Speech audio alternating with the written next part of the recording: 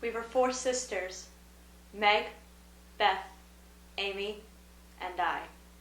My name is Josephine, but I've always preferred to be called Jo.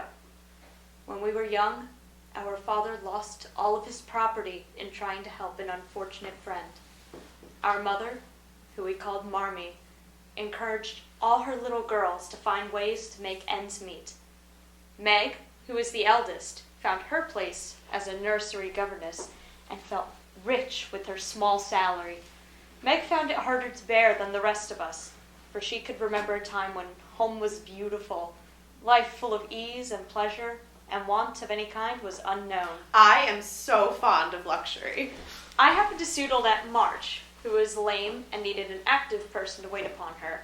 There was an occasional tempest, but in my heart I rather liked the fiery old lady.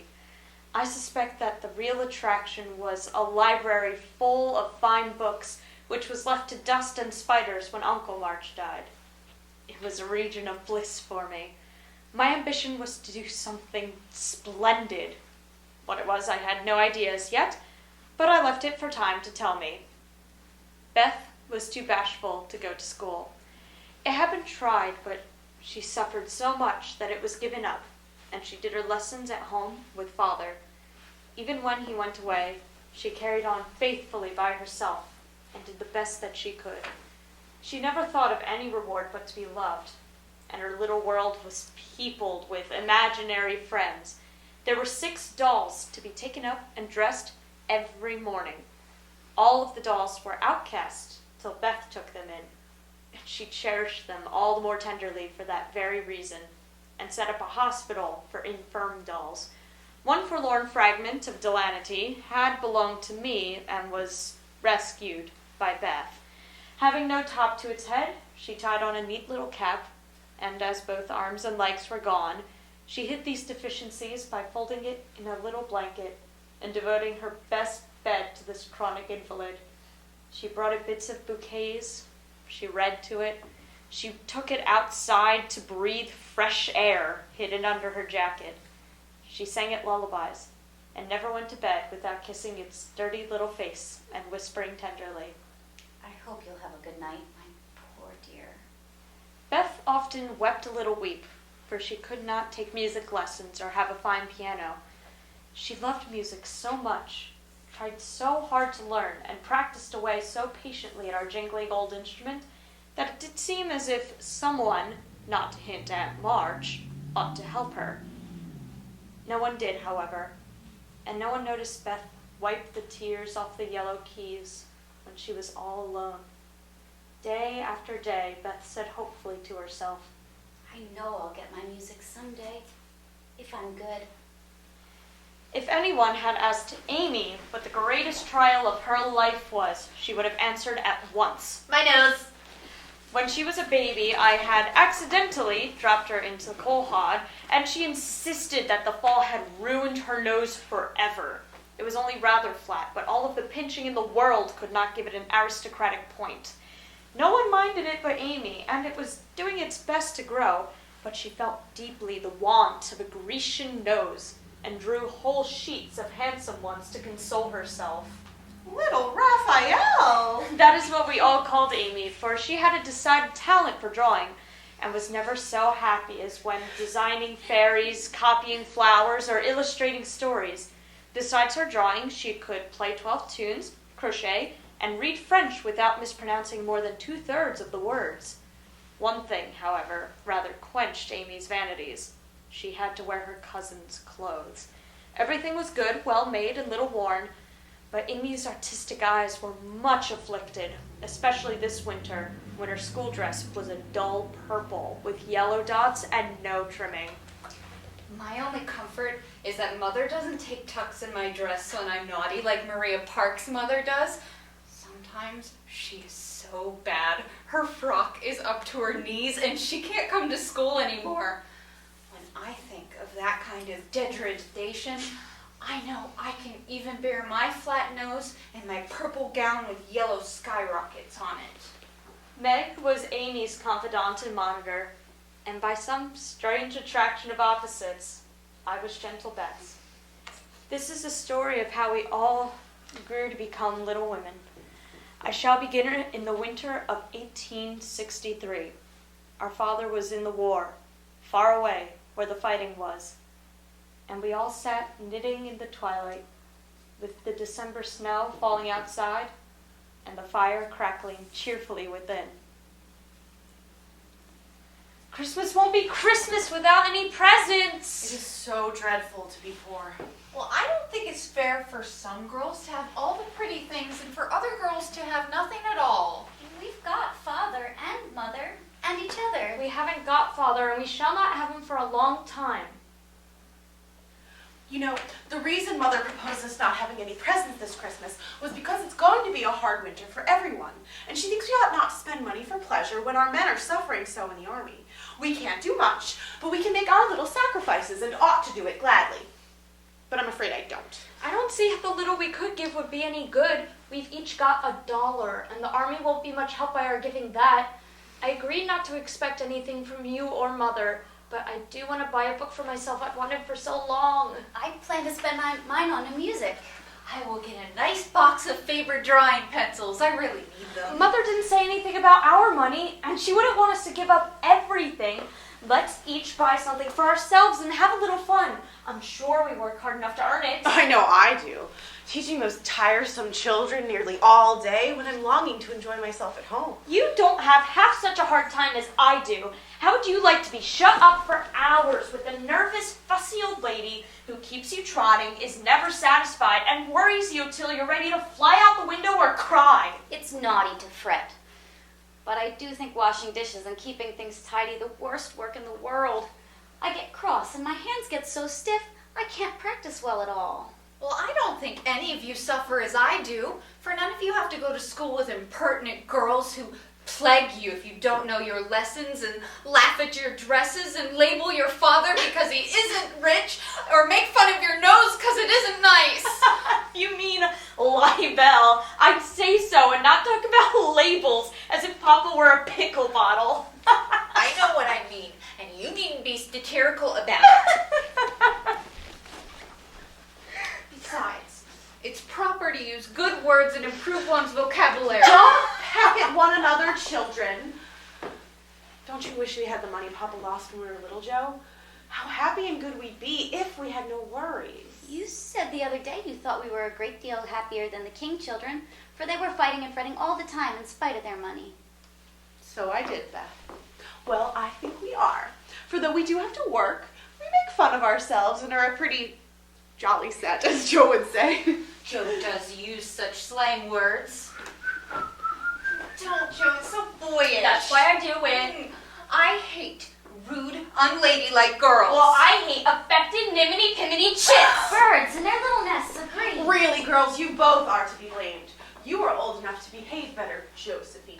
It didn't matter so much when you were a little girl, but now you are so tall. And turn up your hair. You should remember that you are a young lady. I'm not. And if turning up my hair makes me one, I'll wear it in 2 tails till I'm 20. I hate to think that I've got to grow up and be Miss March and wear long gowns and be as prim as a china doll. It's bad enough being a girl when I like boys' games and work and manners. I'll never get over my disappointment in not being a boy.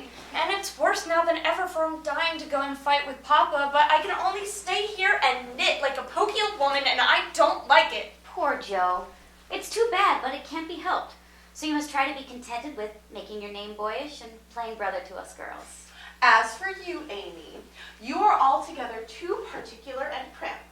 Your airs are funny now, but you'll grow up an affected little goose if you don't take care. I like your nice manners and refined ways of speaking when you don't try to be elegant. But your absurd words are as bad as Joe's slang. If Joe a tomboy and Amy a goose, what am I, please? You are a dear and nothing else. Now, it's 6 o'clock. Marmee will be coming home.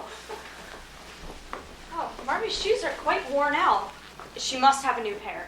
I thought I'd get her some with my $1. Oh, no, I will. I'm the oldest. I shall provide them, for I'm the man of the family, and father told me to take special care of Mother while he was away.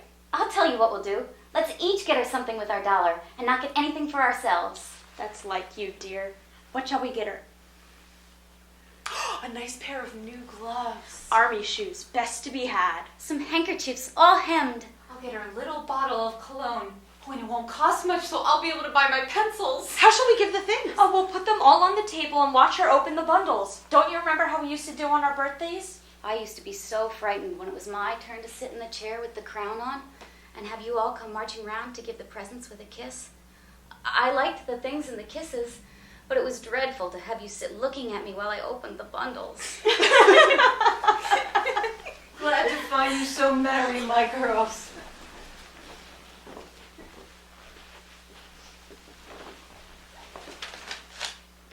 How have you got on today, dearies? Has anyone called, Beth? Meg, how's your cold? Joe, you look tired to death. Come and kiss me, baby. I've got a treat for you girls. A letter! Pictures for Father! Yes, a nice long letter. He is well and thinks he shall get through the cold season better than we feared.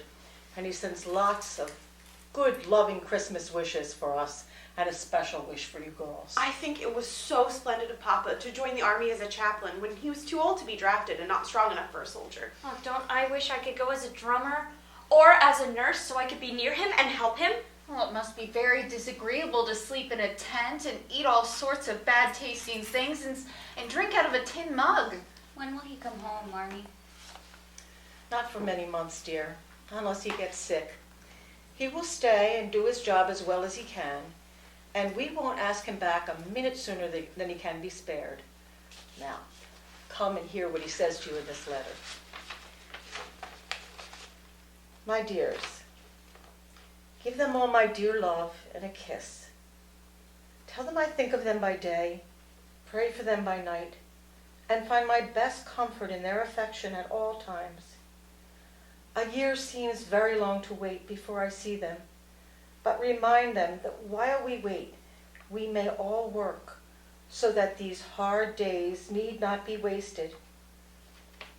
I know they will remember all I said to them, that they will be loving children to you, who will do their duty faithfully, fight their bosom enemies bravely, and conquer themselves so beautifully that when I come back to them, I may be fonder and prouder than ever of my little women.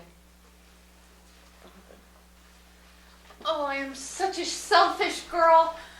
But I'll try to do better so he won't be disappointed. We all will. I think too much of my looks and hate to work, but won't anymore, if I can help it. I'll try to be what he loves to call me, a little woman, and not be rough and wild, but do my duty here instead of wanting to be somewhere else. We are never too old to grow, dears.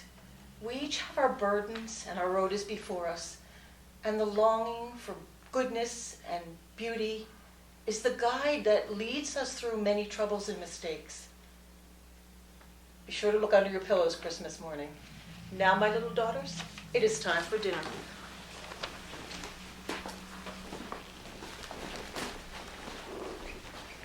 I was the first to wake in the gray dawn of Christmas morning. No stocking hung at the fireplace. And for a moment I felt as disappointed as I did long ago, when my little sock fell down because it was crammed so full of goodies. Then I remembered Mother's promise, and slipping my hand under my pillow, drew out a little crimson-colored book. Inside the cover were a few words written by Mother, which made this one present very precious in my eyes. Presently, Meg, Beth, and Amy woke to rummage and find their books as well, one lavender, one dove-colored, and the other blue, and we all sat looking at and talking about them while the east grew rosy with the coming day. Where is Mother? Oh, I heard her go out. She'll be back soon, I think. Then we must have everything ready. How nice my handkerchiefs look, don't they? I marked them all myself. Oh, bless the child. She went and put Mother on them instead of M. March. How funny. Isn't that right? I thought it best to do it this way because Meg's initials are MM, and I don't want anyone to use these but Marmee. Such a pretty idea and quite sensible too, for no one will mistake them now. Oh. I know she'll be pleased. Here she comes. Hide the basket, quick. Oh, Merry Christmas, Marmee! Merry Christmas, Marmee! Merry Christmas, my little daughters. I want to say one word before we go into our Christmas breakfast. Not very far from here lies a poor woman named Mrs. Hummel with a little newborn baby. 6 children lay huddled together in one bed to keep from freezing because there is no fire. They don't have very much to eat, and the oldest son came and told me that they were suffering from hunger and cold. My girls, would you give them your breakfast as a Christmas present? I'm so glad you came back before we began. May I go and help carry the things to the little children? Oh, I'll take the cream and muffins. That's loving our neighbor better than ourselves, and I like it. I thought you'd do it. We shall all go, and when we come back, we'll have breakfast of milk and bread, and we'll make up for it at dinner. Oh, we'll be like ministering angels. Funny angels in hoods and mittens. And so our procession set out for the house. A poor, bare, miserable room it was, with no fire, cracked windows, ragged bedcloths, sick mother, wailing baby, and a group of pale, hungry children all huddled under one old quilt, trying to keep warm. How the big lips smiled and the big eyes stared as we came in. In a few minutes, it really did seem as if kind spirits had been at work there. We made a fire, spread the table, and set the children round, and fed them like so many hungry little birds, laughing, talking, and trying to understand. That was a very happy breakfast, though we didn't get any of it.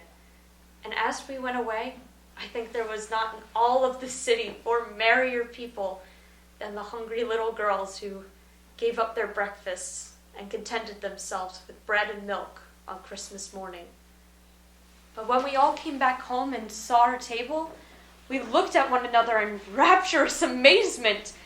It was like Marmee to get up a little treat for us, but anything so fine as this was unheard of since the departed days of plenty. There was ice cream, actually 2 dishes of it, and cake and fruit and distracting French bonbons. And at the middle of the table were 4 great bouquets of hothouse flowers. Is it fairies? Santa Claus. Mother did it. Aunt March had a good fit and set the supper. All wrong. Old Mr. Lawrence sent it. The Lawrence boy's grandfather? What would put such an idea into his head? We don't know him. One of his servants found out about your breakfast party. Old Mr. Lawrence is an odd old gentleman, but this pleased him. So he sent a note around saying that he wanted to give something to my daughters to show them his friendly feelings. I couldn't refuse because he knew my father years ago, so I said yes. And you have now this lovely feast in place of the bread and milk breakfast. That boy put him up to it. I know he did. He's a capital fellow, and I wish we could get better acquainted. He seems as if he'd like to know us, but he's bashful, and Meg is so prim she won't let me speak to him when we pass. You mean the people who live in the big house next door? Our cat ran away once, and that boy brought him back, and we were talking over the fence and getting on capitally when he saw Meg coming and walked away. I mean to know him someday, for he could use some fun. I'm sure he could. I like his manners, and I think he looks like a gentleman. If the occasion should rise, then I think that you could know him. He brought the flowers round himself today, and he looked so wistful as he left. I've never had such a fine bouquet before. How pretty it is. It is lovely. I wish I could send a bunch of flowers to Father. I'm afraid he isn't having quite a Merry Christmas as we are. My favorite refuge at the time was to sit wrapped in an old comforter by the 3-legged sofa at the sunny window of our attic. There I could retire with half a dozen apples and a nice book to enjoy the quiet and the society of a pet rat named Scrabble who lived nearby. Joe! Joe, where are you? Here! Such fun! Oh, we see a regular note of invitation from Mrs. Gardner for tomorrow night. Mrs. Gardner would be pleased to see Miss March and Miss Josephine at a little dance on New Year's Eve. Marmee is willing we should go. No, shall we rather? What is the use of asking that when you know we shall wear our poplins, for we haven't got anything else? Oh, if only I had a silk. Mother says I may when I'm 18, perhaps, but 2 years is an everlasting time to wait. I'm sure poplins look like silk, and they're good enough for us. Yours looks as good as new. Oh, but I forgot the wear and the burn in mine. Oh, whatever shall I do? The burn shows badly and I can't take any out. You must sit still all you can and keep your back out of sight. The front is all right. I shall have a new ribbon for my hair, and Marmee will lend me her little pearl pin, and my new shoes are lovely, and my gloves will do, though they aren't as nice as I'd like. All my gloves are soiled with lemonade and I can't get any new ones, so I guess I shall have to go without. You must have gloves, or I won't go. Gloves are more important than anything else. You can't dance without them, and if you don't, I should be so mortified. Well, then I'll stay still. I don't care much for company dancing anyway. It's no fun to go sailing around. I like to fly about and cut capers. And I could hold the gloves in my hand so nobody knows how soiled they are. That's the best I can do. No, I'll tell you how we'll manage. Each of us will wear one good glove and carry one soiled one. Don't you see? Your hands are bigger than mine, and you will stretch my glove dreadfully. Then I'll go without. I don't care what people say. You may have it. You may. Only do behave nicely. Don't stain it. And don't put your hands behind your back or stare or say Christopher Columbus, will you? Oh, don't worry about me. I'll be as prim as I can and not get into any scrapes, if I can help it. Now go answer your letter and let me finish this splendid story. So Meg went away to accept with thanks, look over her dress and sing blithely as she did up her one real lace frill, while I finished my story and had a game of romps with Scrabble. On New Year's Eve, Meg and I each put on one good glove and carried one bad one. Meg's new slippers were very tight and hurt her, though she would not admit it, and my 19 hairpins all seemed stuck straight into my head, which was not exactly comfortable, but dear me, let us be elegant or die. We arrived at the party feeling a trifle timid. It was an event to us. Then the dancing began. Meg was asked at once, and the tight slippers tripped about so briskly that none would have guessed the pain their wearer suffered smilingly. I saw a big red-headed youth approaching me, so I slipped off into another room. Unfortunately, another bashful person had chosen the same refuge, for I soon found myself face to face with the Lawrence boy. Dear me, I didn't know anyone was here. Oh, don't mind me, stay if you like. Shan't I disturb you? Not at all. I only came in here because I didn't know many people and felt rather strange at first. But so did I. But don't go away, please, unless you'd rather. I think I've had the pleasure of seeing you before. You live near us, don't you? Next door. We had such a nice time over your Christmas present, Grandpa sent it. but you put it into his head, didn't you? How is your cat, Miss March? Well, thank you, Mr. Lawrence. But I'm not Miss March. I'm only Joe. I'm not Mr. Lawrence. I'm only Laurie. Laurie Lawrence? What an odd name. Well, my first name is Theodore, but I didn't like it for the fellows called me Dora, so I made them say Laurie instead. I hate my first name too. So sentimental. I wish people would just say Joe instead of Josephine. How did you get the boys to stop calling you Dora? I thrashed him. Well, I can't thrash Aunt March, so I guess I shall have to bear it. Do you like to dance, Miss Jo? Well, I like it well enough if there's plenty of room and everyone is lively. In a place like this, I'm sure to break something or tread on people's toes or do something dreadful. So I keep out of mischief and I let Meg sail about. Don't you dance? Sometimes. Ah! Oh, I sprained my ankle. That stupid heel turned. I can barely stand and I don't know how I'm ever going to get home. I told you you'd hurt yourself in those silly shoes. I'm sorry, but I don't know what you can do besides get a carriage or stay here all night. I can't have a carriage without it costing ever so much. We can go in my carriage. Oh, it's so early. You can't mean to go yet. I always go early. I do, truly. Please let me take you home. It's all on my way, you know, and it rains, they say. Oh, thank you. I don't believe fine young ladies enjoyed themselves half as much as we did that night, in spite of our old gowns, our one glove apiece, and our tight slippers that sprained our ankles when we were silly enough to wear them. It was still cold and dull out a month later. I didn't like to sit still and doze by the fire all day, So I went outside and began to dig paths in the snow with great energy. The snow was light, and I soon swept a path round the garden so that Beth could walk outside when the sun was out and the invalid dolls needed air. Now, the garden separated our house from that of Mr. Lawrence. To me, this fine home seemed a kind of enchanted palace full of splendor and delight. I found myself longing to know the Lawrence boy, who looked as if he'd like to be known if he only knew how to begin.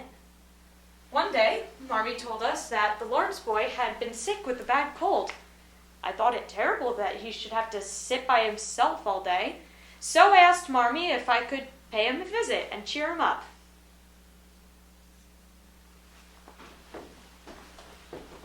Hello, Miss Joe. How kind you are. Here I am, bagging baggage. Marmee sent her love, and I came to amuse you. Shall I read out loud? Well, thank you. If you don't mind, I'd rather talk. Oh, not at all. I'll talk all day if you only get me going. Beth says I never know when to stop.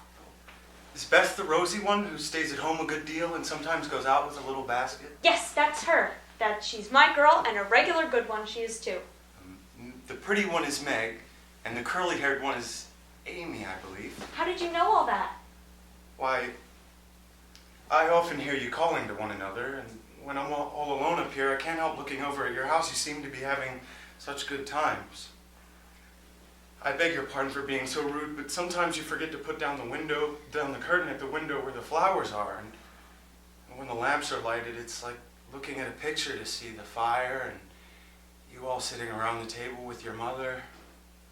Her face looks so sweet behind the flowers. I just can't help watching it. I haven't got any mother, you know. We'll never draw that curtain anymore, and I give you leave to look as much as you'd like.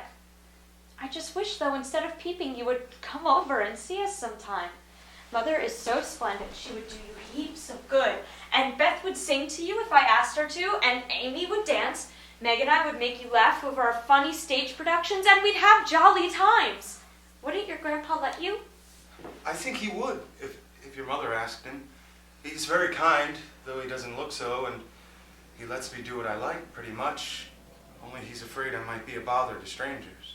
We're not strangers. We're neighbors. We want to know you, and I've been longing to do this for ever so long. How do you like your school? I don't go to school. I'm a businessman. Girl, I mean. I wait on my great aunt, and a dear, cross old soul she is too. But she has heaps of books. I love books. If you like them so much, why don't you come down and see ours? Grandfather's usually out, so you needn't be afraid. I'm not afraid of anything. I don't believe you are. Do you play? Sometimes. Oh, do play now so that I can tell Beth she longs for a piano. Grandfather doesn't like to hear me play. Why not? I'll tell you some other time. My tutor, Mr. Brooke, is going to take you home as I can. Oh, no need of that. I am not a young lady, and it's only a step away. Do take care of yourself, won't you? I will. You will come back, though, won't you? Only if you promise to come and see us after you're well. I will. Good night, Laurie. Good night, Joe. Good night. When all the afternoon's adventures had been told, our family felt inclined to go visit in a body, for each of us found something very attractive in the big house over the hedge. Marmee wanted to talk of her father with the old man who had not forgotten him. Meg longed to walk in the conservatory. Beth sighed over the grand piano, and Amy was eager to see the fine paintings and statues. Mother, why doesn't old Mr. Lawrence like to have Laurie play? I'm not sure, but I think it was because his son, Laurie's father, married an Italian lady, a musician, which displeased the old man, who was very proud. He did not like her, and he never saw his son again after they married. They both died when Laurie was very little, and his grandfather came and took him home. I think that's what the man is he's afraid of losing his grandson. Dear me, how romantic. How silly. That's why he has such handsome blue eyes and pretty manners, I suppose. Italians are always nice. What do you know of his eyes and his manners? You never spoke to him hardly. I saw him at the party, and what you tell shows he knows how to behave. That was a nice little speech he gave about the medicine mother sent him. What did he mean? He meant Joe, of course. Did he? I never saw such a girl. You don't know a compliment when you get it. I think they're a great nonsense, and I'll thank you not to be silly and spoil my fun. Laurie's a nice boy, and I like him, and I won't have any sentimental stuff about compliments and such rubbish. We'll all be nice to him, for he hasn't got a mother, and he may come over and see us, mayn't he? Yes, Joe, your little friend is very welcome. And I hope Meg remembers that children should be children as long as they can.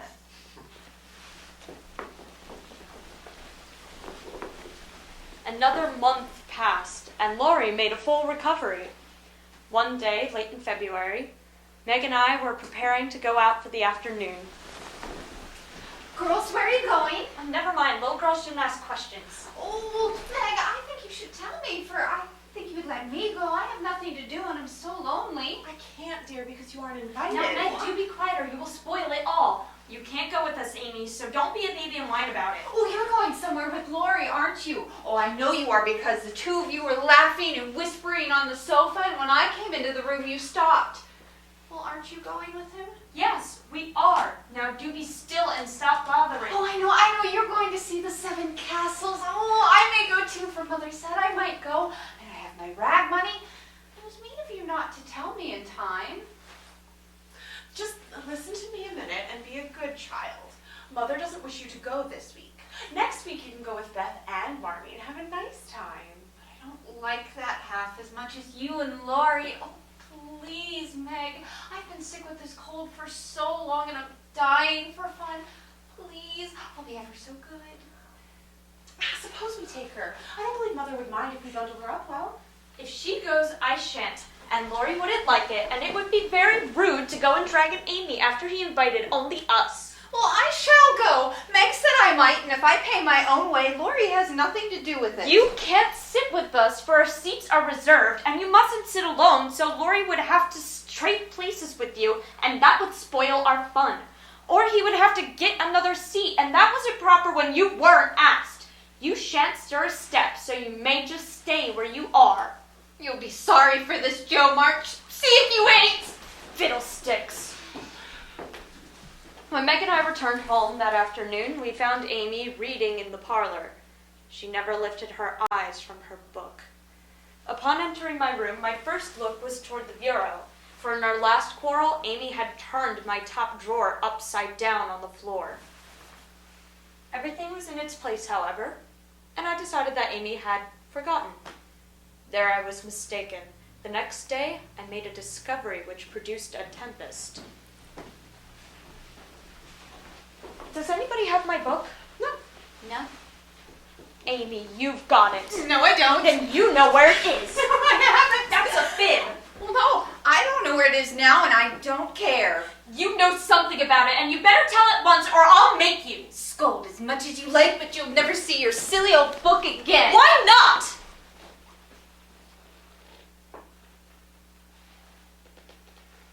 I burnt it up. What?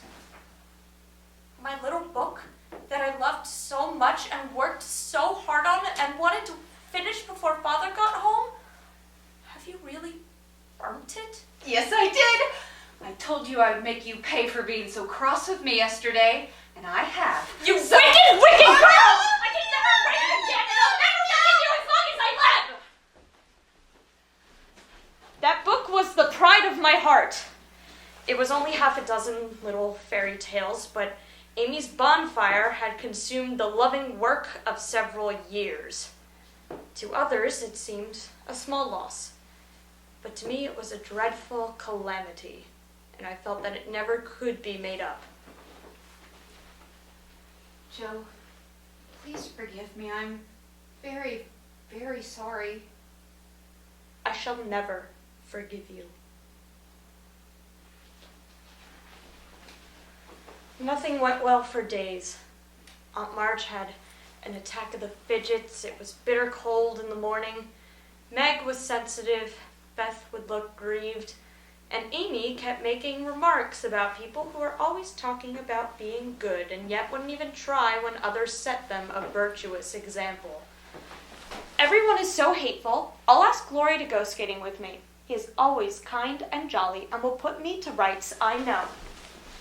There! She said next time I should go, for this is the last ice we shall have. It's no use to ask such a cross patch to take me. Don't say that. You were very naughty, and it is hard to forgive the loss of her little book. But I think she might do it now, if you try her at the right minute. Go after them. Wait until Joe has got good-natured with Laurie, then take a quiet minute and just kiss her or some kind thing. And I'm sure she'll be friends again with all her heart. Oh, I will try. It was not far to the river. I saw Amy coming and turned my back. Laurie did not see, for he was carefully skating along the shore, sounding out the ice, for a warm spell had preceded the cold snap. I heard Amy, panting after her run, blowing on her fingers and stamping her feet, trying to put her skates on. Laurie had vanished round the curve. I was just at the bend, and Amy, who was far behind, struck out toward the smoother ice in the middle of the river.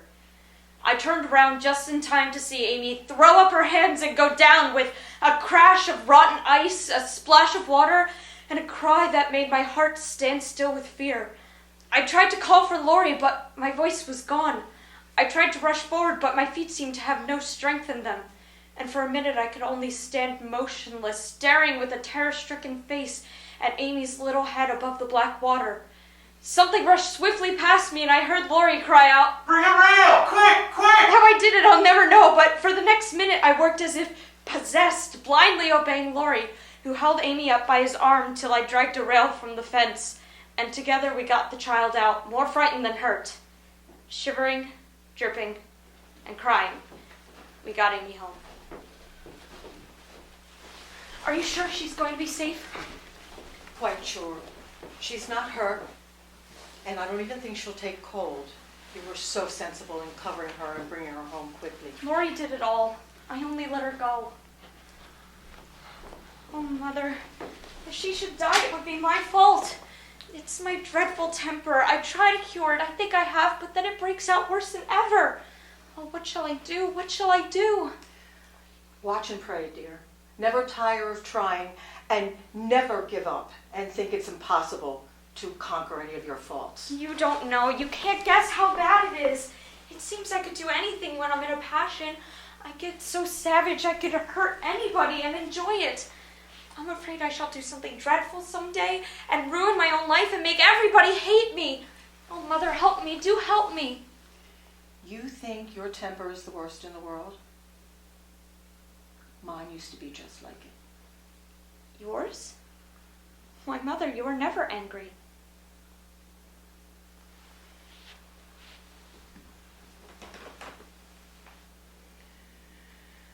Joe, I'm angry nearly every day of my life. How did you learn to stay still? That is what troubles me, for the sharp words fly out before I know what I'm about, and the more I say, the worse it gets, until it's a pleasure to hurt people's feelings or say dreadful things. Tell me how you do it, Marmee dear. My good mother used to help me. As you do for us. But I lost her when I was a little older than you, Joe, and I had to struggle on alone for years. I had a hard time. But then your father came. I was so happy. It was easy to be good. And then by and by, when I had 4 little daughters round me, and we were very poor, and the old troubles began again, for I am not patient by nature, and it tried me very much to see my children wanting. Oh, poor Mother. What helped you then? Your father, Joe. How much I miss him. But you told him to go, and you didn't cry when he went. I gave my best to the country I love, and kept my tears till he was gone. My child, The troubles and temptations of your life are many and are just beginning. But you can learn to overcome and outlive them if you learn to feel the strength that is deep inside you. I let the sun go down on my anger. I wouldn't forgive her. And today, if it hadn't been for Laurie, it might have been too late. How could I be so wicked? I'm sorry. Come in. I'm going to put you to bed. All right, Mother.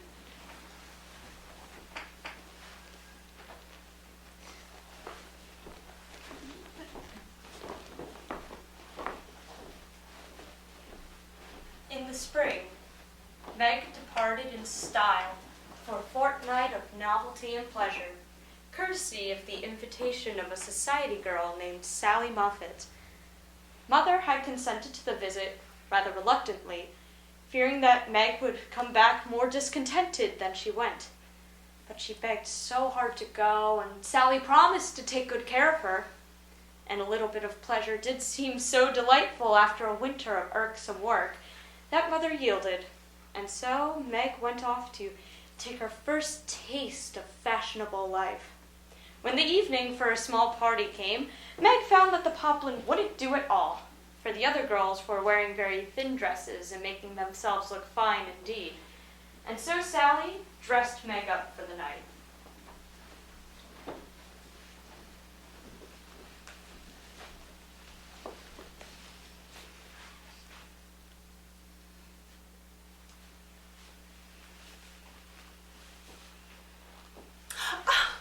I'm so glad you came. I was afraid you wouldn't.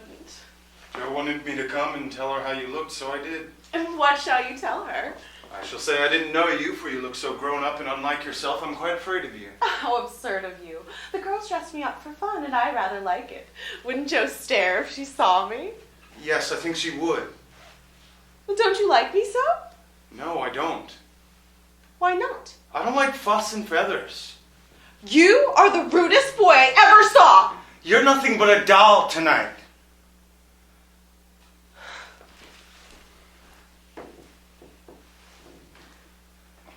I wish I'd been sensible and worn my own things. Then I should not have disgusted other people or felt so uncomfortable and ashamed of myself. Please, forgive my rudeness and come and dance with me. I'm afraid it would be too disagreeable to you. Not a bit of it. I'm dying to do it. Please, I'll be good. I don't like your outfit, but I do think you are just splendid. Laurie, I want you to do me a favor, will you? Won't I? Please don't tell them at home about my dress tonight. They won't understand the joke and it will worry Mother. Then why did you do it? I shall tell them all about it myself and confess to Marmee how silly I've been, but I'd rather do it myself. So you'll not tell, will you? No, on my word, I won't. Only what shall I say when they ask me? Just say I looked pretty well. I was having a good time. Well, I'll say the first with all my heart. But what about the second? You don't look as if you're having a good time, are you? No, not just now. Don't think me horrid. I only wanted a bit of fun. But this sort doesn't pay, I find, and I'm getting rather tired of it. You'll have a splitting headache tomorrow if you drink much of that. You shouldn't, Meg. Your mother doesn't like it, you know. Oh, I'm not Meg tonight. I'm a doll who does all sorts of crazy things. Tomorrow I shall put away my fuss and feathers and be desperately good again. Remember, Silence a la mort.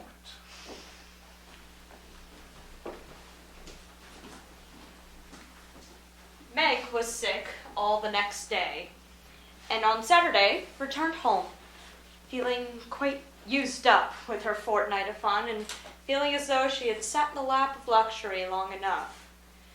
During that fortnight, I felt as if my sister had grown up amazingly and was drifting away from me into a world where I could not follow.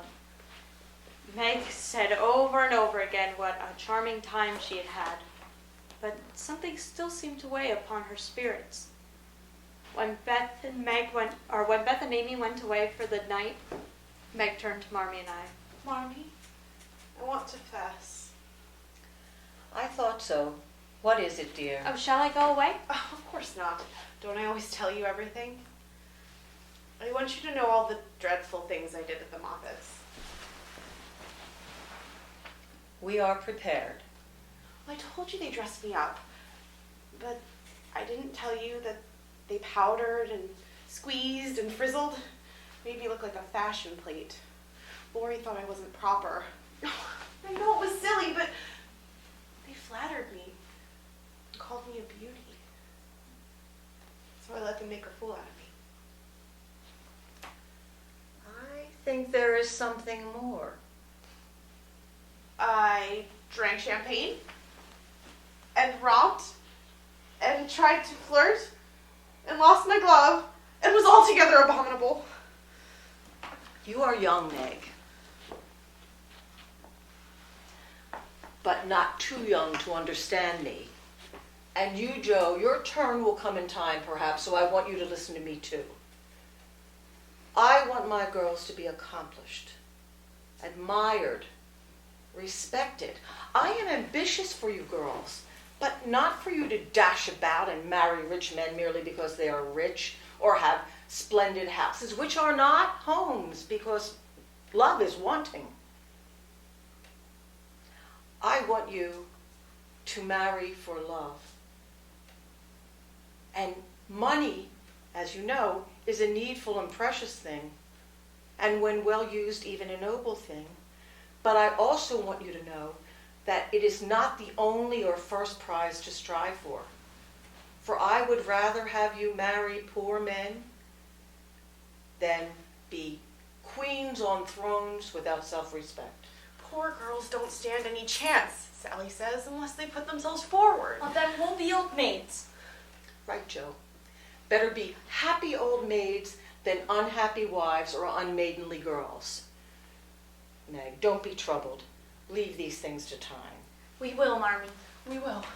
Good night, my girls. The October days began to grow chilly, and the afternoons were short. For 2 or 3 hours, the sun lay warmly on the high window of the attic, showing me, scribbling busily, while Scrabble, my pet rat, promenaded the beams overhead. I tied up my manuscript with a smart red ribbon, and I mailed it off. It was the best I could do at the time. If no one liked it, then I must just wait until I could do better. Laurie caught me by the mailbox. If I tell you my secret, will you tell me yours? Is your secret a nice one? Oh, isn't it? You ought to hear it, and I've been dying to tell this whole time. You promise not to say anything about it at home. Not a word. And you won't tease me about it in private? I never tease. Yes, you do.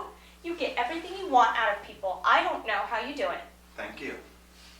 Fire away. Well, I've left 2 stories with the newspaper man. He's to give his answer next week. Hurrah for Joe March, the celebrated American authoress! Hush, hush. It won't amount to anything, I dare say, but I couldn't rest until I had tried. And I didn't want to say anything about it at home because I didn't want anyone else to be disappointed.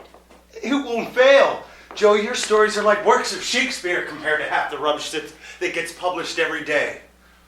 Won't it be fun to see them in print, and won't we be proud of our little authoress? Oh, tell your secret, Teddy. Fess up, or I will never trust you again. I may get into a scrape for telling, but I didn't promise not to, so I will. I know where Meg's glove is. How do you know where it is? Saw it. Where? My tutor, Mr. Brooke, keeps it in his pocket. Isn't that romantic? No, it's horrid. I thought you'd be pleased. To think of anyone coming to take Meg away? No, thank you. You'll feel better about it when someone comes to take you away. I would like to see anyone try. So would I. For the next week, I ran to the door whenever the postman rang, was rude to Mr. Brooke whenever we met, and would sit staring at Meg with a woe-begone face. Have you anything interesting there? Just a story in the paper. Won't amount to much, I guess.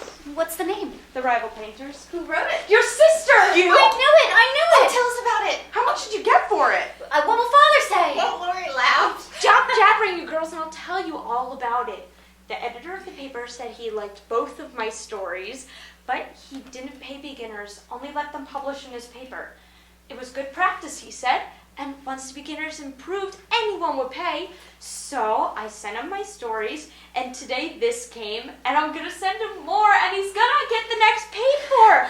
And I'm so happy because in time I'll be able to support myself and help you girls. To me, this seemed to be the first step toward a very happy end. November is the most disagreeable month in the whole year. That's the reason I was born in it. If something very pleasant should happen now, we should think it a delightful one. I dare say, but nothing pleasant ever does happen in this family. We go grubbing along day after day without a bit of fun and very little change. Might as well be on a treadmill. Oh, how blue we are. Don't I wish I could manage things for you the way I do for my heroines? You're pretty enough and good enough already, so I'd have some rich relation leave you a fortune unexpectedly. Then you dash out in airs, scorn everyone who has ever slighted you, go abroad, and come back, my lady something, in a blaze of splendor and delight. People don't have fortunes left them in that style nowadays. Men have to work and women marry for money. It's a dreadfully unjust world. Well, Joe and I are going to make fortunes for you all one day. Just wait 10 years and see if we don't. Mother, what's wrong? Mrs. March, your husband is very ill. Come at once. Dr. Hale, Union Hospital. I shall go at once, but it may be too late. Joe, run to the rooms and get these things. Tell Mrs. King first that I won't come, and I must have those things for nursing, and the hospital stores are not always that good. Meg, send a telegram saying I will come right away. The early train is the next one to leave. I'll get that in the morning. Beth, go ask Mr. Lawrence if we can have a couple of bottles of old wine, for I'm not too proud to beg for father, and he shall have the best of everything. Amy, get down the black trunk. Meg, help me find my things, for I'm half bewildered.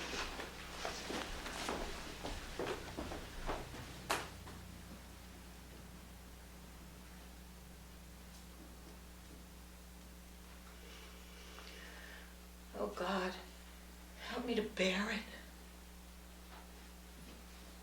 By the afternoon, all things were ready. That's my contribution toward making Father comfortable and bringing him home.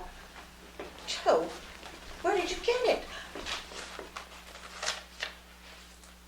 $25? Oh, Joe, you haven't done anything rash, have you? No, it's mine, honest. I didn't beg, borrow, or steal it. I earned it, and I don't think you'll blame me, for I only sold what was my own.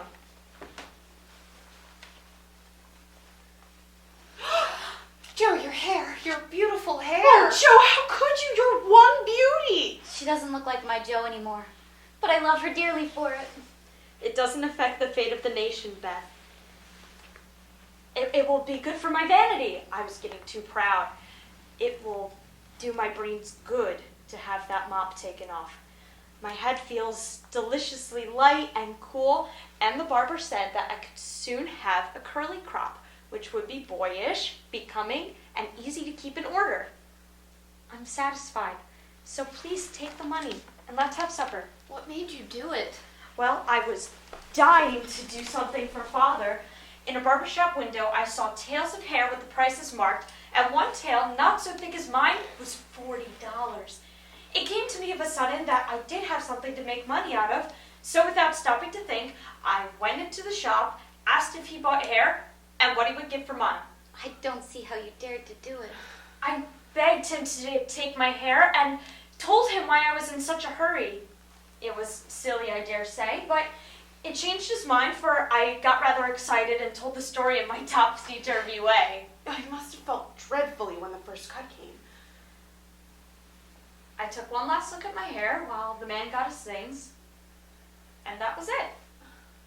I don't snivel over trifles like that. I will confess, though, it did feel rather queer when I saw my dear hair laid out on the table and felt only the short, rough ends of my hair. It felt like I had an arm or a leg taken off. I don't believe I shall ever have a maid again. Thank you, dearie.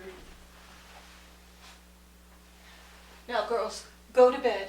And don't talk, because we must be up early in the morning and you must get all the sleep you can. Good night, my darlings.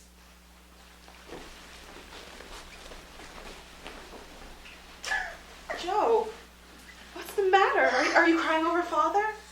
No, not now. What then? My hair. I'm not sorry. I'd do it again tomorrow. It's only the vain part that goes and cries in this silly way. Please don't tell the others. It's all over now. Let's go to bed. Oh, can't sleep now. So anxious. Well, think of something pleasant and you'll soon drop off. I've tried but felt wider awake than ever. Well, what did you think about? Handsome faces. Eyes particularly. Mr. Brooks' eyes? Yes, sometimes. When Marmee had gone, it felt as if half the house had gone with her. I caught a bad cold through neglect to cover my shorn head enough, and was ordered to stay at home, for Aunt Marge didn't like to hear girls read with colds in their head. Amy found that housework and art did not go well together, and soon returned to her mud pies. Meg went daily to her pupils, and sewed, or thought she did, at home. But much time was spent in writing long letters to Mother, or reading the Washington Dispatch over and over. Beth went on, with only slight relapses into idleness or grieving. Meg, I wish you'd go and see the Hummels. You know Mother told us not to forget about them. I'm too tired to go today. Can't you, Joe? It's too stormy for me with my cold. I thought it was almost well. It's well enough for me to go out with Laurie, but it's not well enough to go to the Hummels. I've been over every day. But the baby is sick and I don't know what to do for it. Mrs. Hummel goes away to work and it just gets sicker and sicker.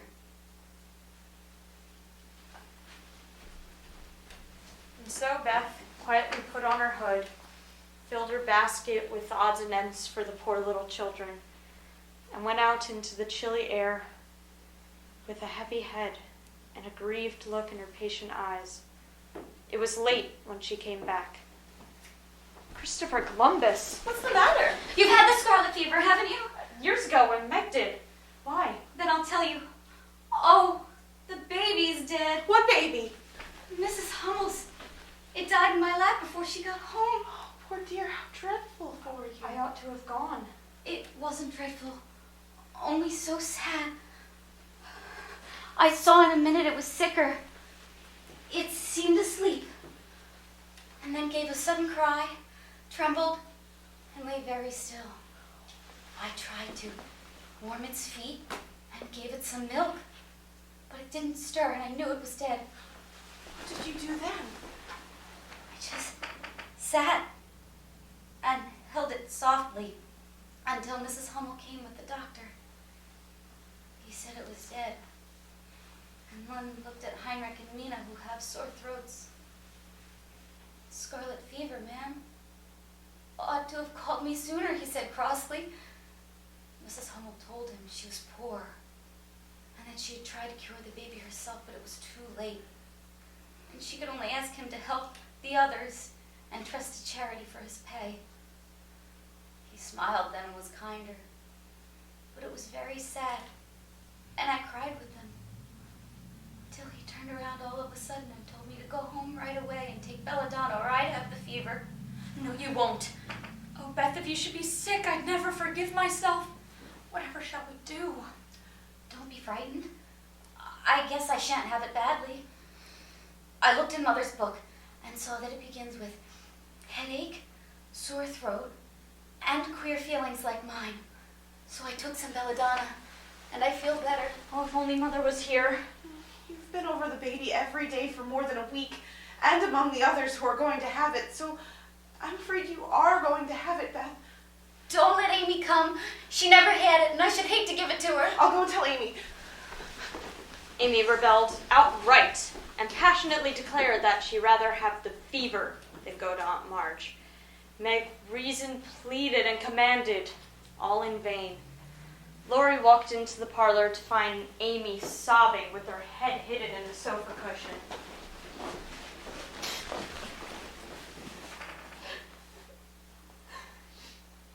Now be a sensible little woman and do as they say. No, don't cry, but listen to what a jolly plan I've got. You go to Aunt March's, and I'll pop in every day to take you out driving or walking, and we'll have capital times. Won't that be better than moping here? But I don't wish to be sent off as if I was in the way. Bless your heart, child, it's to keep you well. You don't want to be sick, do you? No, I guess not, but I dare say I will be, but because I've been with Beth all the time. That's the very reason you ought to go away at once. Change of air and care will keep you well. I advise you to be off as soon as you can, for scarlet fever is no joke. It's so dull at Aunt March's, and she's so cross. It won't be dull with me coming by every day to tell you how Beth is and take you out gallivanting. The old lady likes me, and I'll be as sweet as possible to her so she won't peck at us whatever we do. You'll come every single day. See if I don't. And you'll bring me back the moment Beth is well. The identical moment.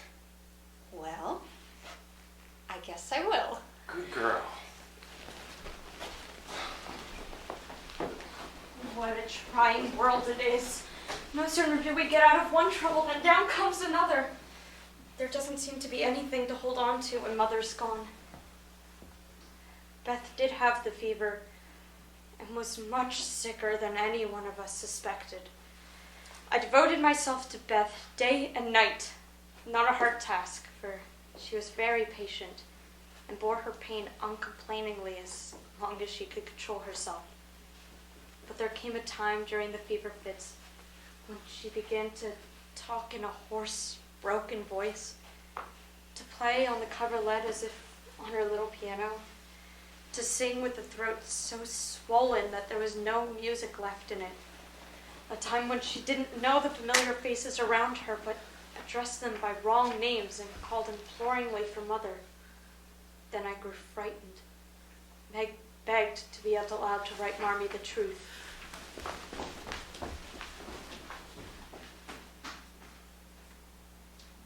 What is it? Is Beth worse? I've sent for Mother. Well, good for you, Joe. Did you do it on your own responsibility? The doctor told us to. Oh. Joe, it's not so bad as that. Yes, it is. She doesn't know us anymore.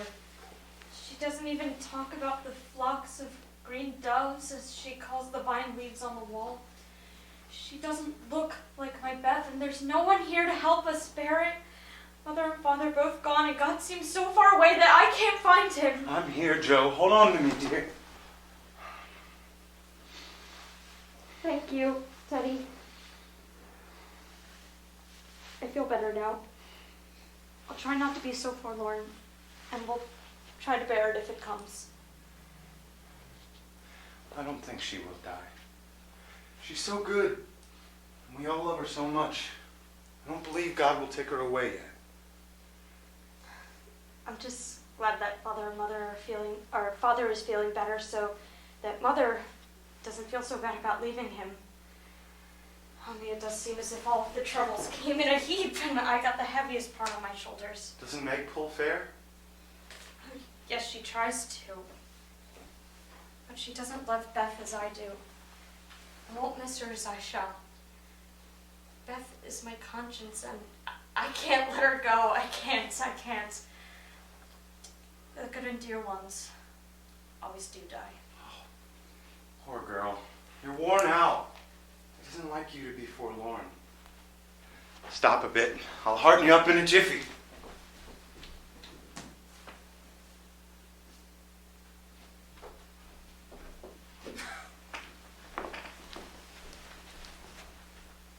I drink. Health to my Beth.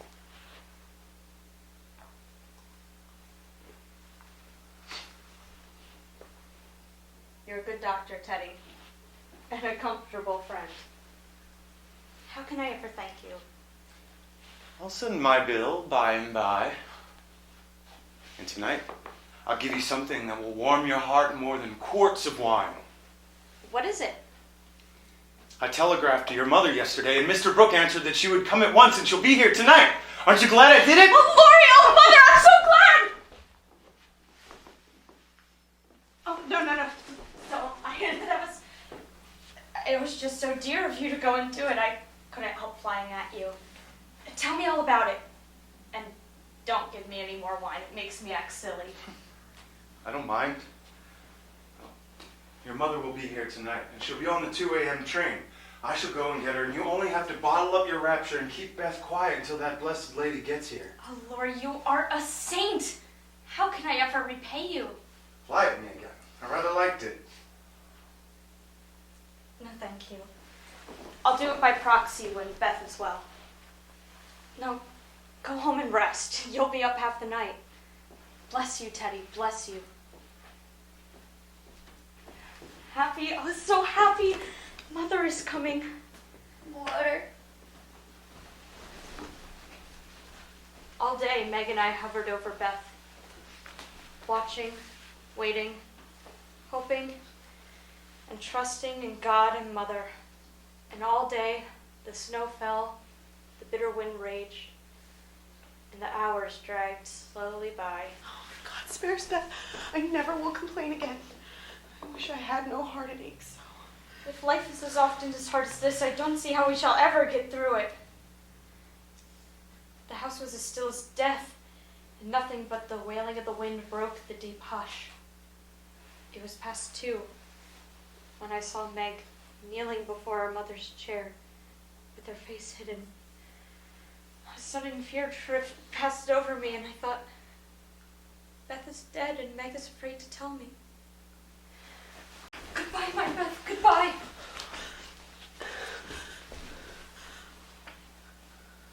The fever's broken.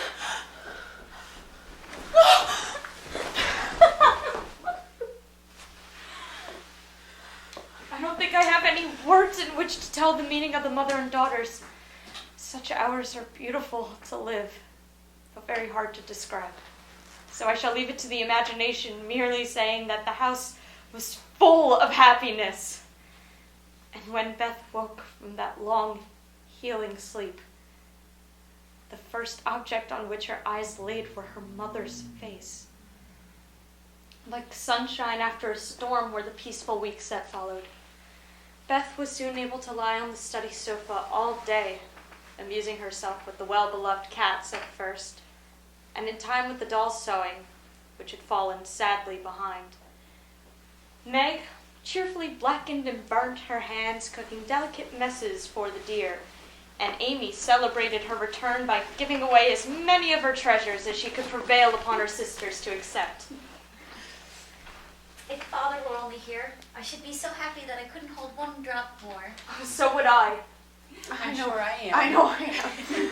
Just a year ago, we were groaning over the dismal Christmas we expected to have. Don't you remember? Rather a pleasant year on the whole.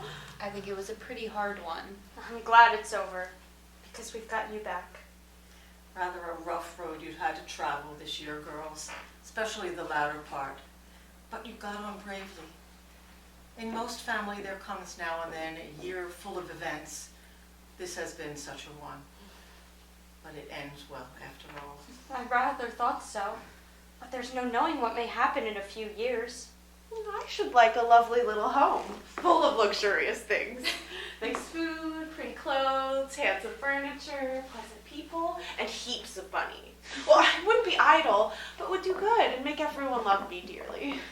And will you have a master for this lovely house? I said pleasant people, you know. Why don't you say you'll have a splendid, wise, and good husband, and a bunch of angelic little children?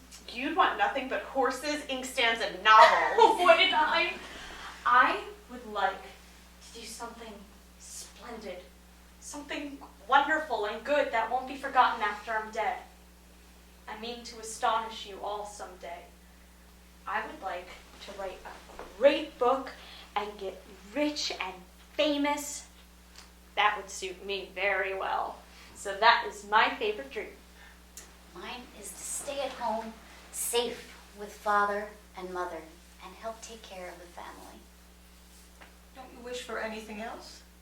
Now that I am well, I am perfectly satisfied.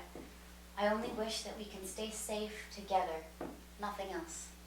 Well, I have so many wishes, but my pet one is to be an artist and go to Rome and do fine pictures and be the best artist in the whole world. Aren't we an ambitious set?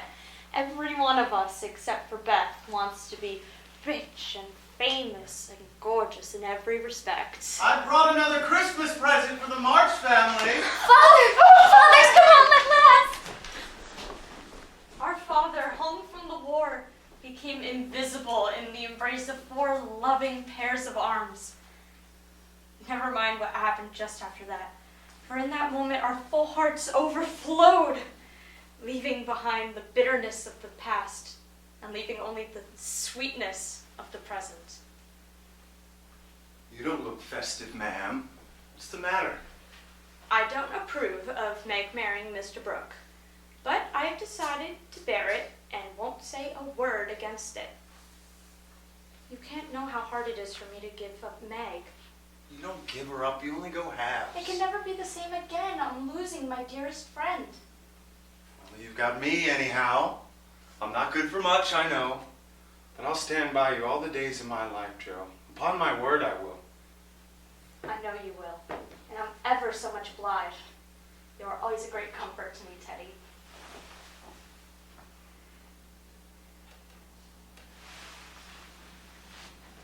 On this blessed Christmas night, Father and Mother sat quietly reliving the first chapter of the romance, which for them began some 20 years ago. Amy sat drawing the lovers. Beth played with their dolls and held their little hands. Meg sat with Mr. Brooke and talked about all of their plans for the future. And I lounged in my favorite chair, and Laurie, leaning against the back, smiled and nodded. And so the curtain falls upon the first act of the domestic drama called Little Women.